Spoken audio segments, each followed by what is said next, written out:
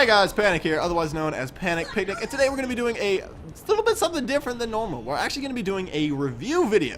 This is actually a review on Force Gaming's video that he posted earlier, a few days ago, and it's about it's called Ana, the real problem to Overwatch, and in there he talks about Ana and about how she's still insanely viable and even to an extent insanely overpowered after the nerf to her ultimate.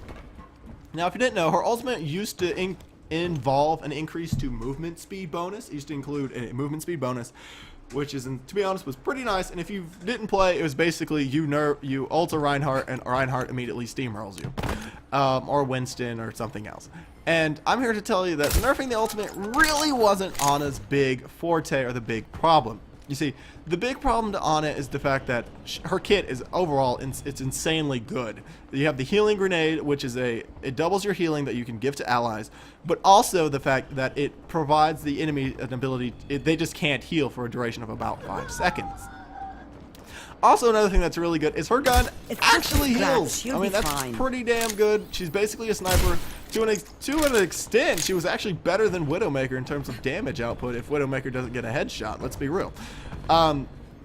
Another big thing was the fact that Ana has a sleep dart. So if the enemy does do an ult or something like that, Ana can effectively nullify it. Basically, the best counter to an Ana was another Ana to an extent. So if Ana ults, let's say a Reinhardt, or an Ana ults anyone for that matter, all you have to do is sleep dart him, not miss, and guess what? Boom. The person is completely burns an ult, and you completely counter that Ana.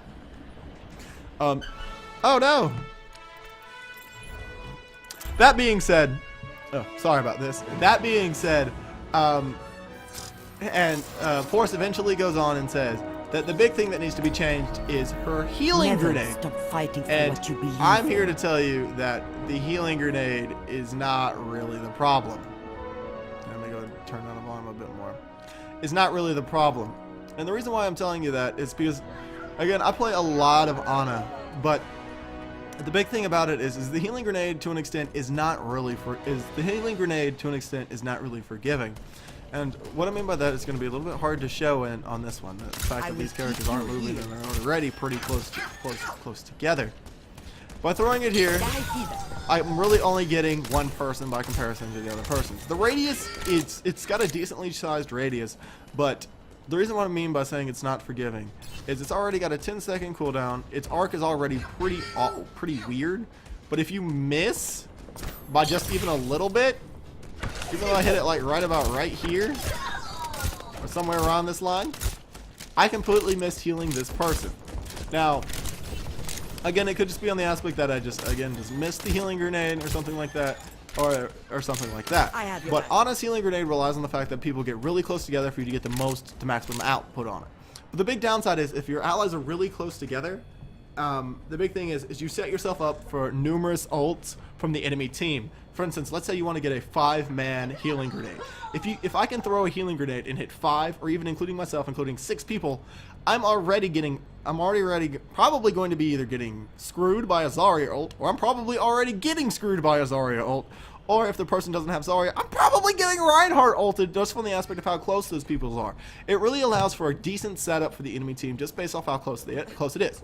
Now, if you're like, well, maybe the range, or maybe just nerf the range. Well, I could go ahead and agree with that as well. That could be done. Just nerf the range of the healing grenade just a little bit, because I believe they did increase the range in one of the recent patches a while ago, and they could remove that, and it would definitely help on the healing grenade aspect. Now, a big thing that I think overall is the problem for Ana is really not the healing grenade.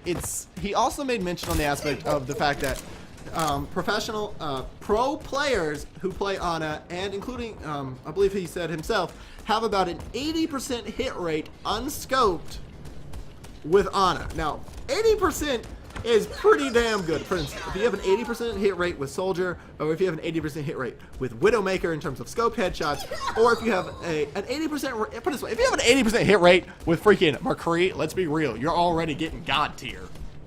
I mean, you're already pretty damn good. I mean, 80% is great. I mean, heck, I would love for an 80% for anything. Let's be real. But the big thing about Ana is the fact that her shots really are really, and I'm saying this, forgiving. And what I mean by that is I'm just going to try to do my best to show it up on this character. Every time I shoot him, he's going to turn yellow, and this is pretty much just all you need to know. Yellow, yellow, yellow. Look, I'm not even shooting him anymore. I'm not shooting him. You're going to be okay.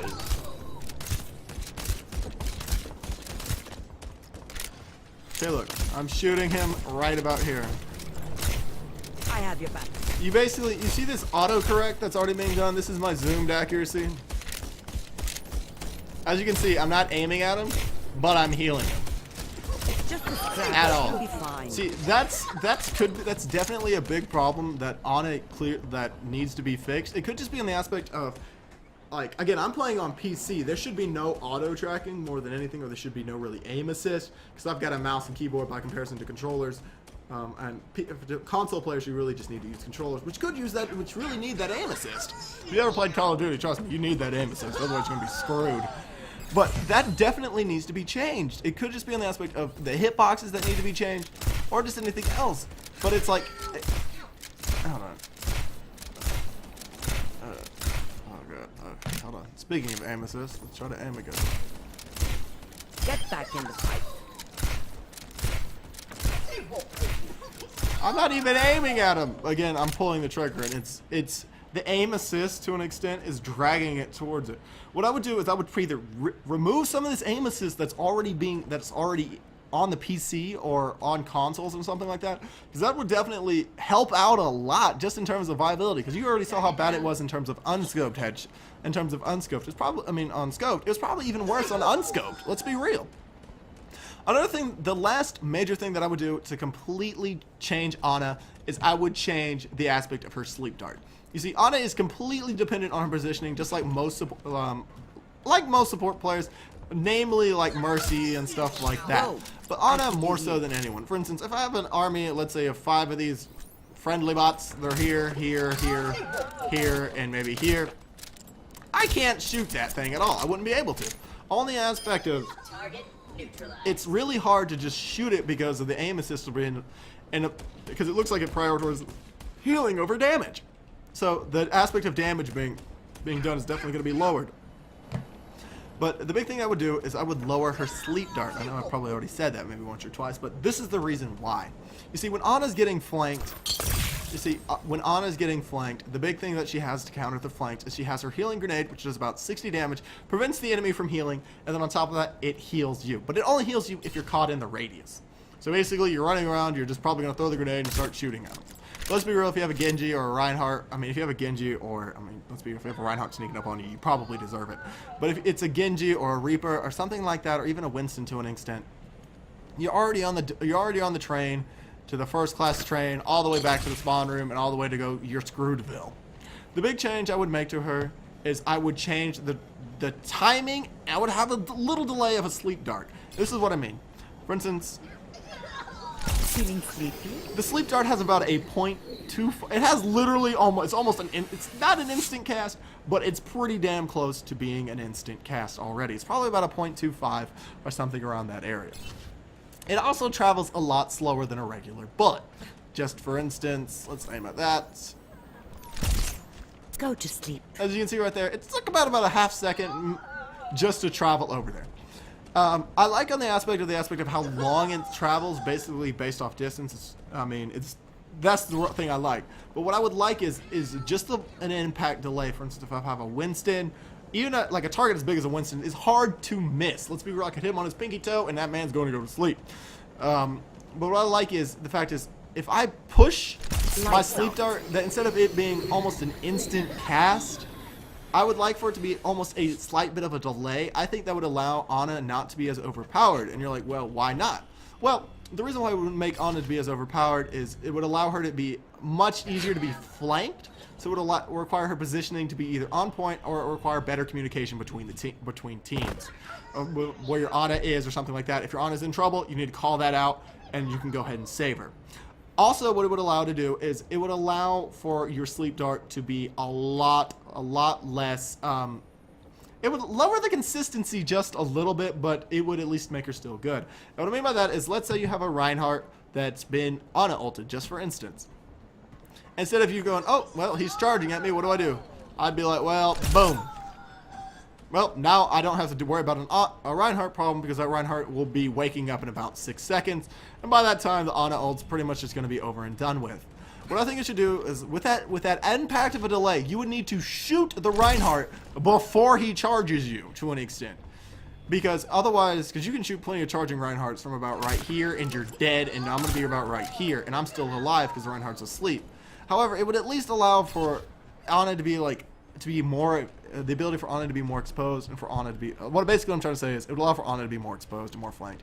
Overall, I think that change into a sleep dart, and maybe even a reduction in the radius of the healing grenade, would really make Ana more balanced. Even though personally, I like the radius about where my healing grenade is, and I really like where my sleep dart is, because I really like Ana. So that's pretty much about what I'm going to say.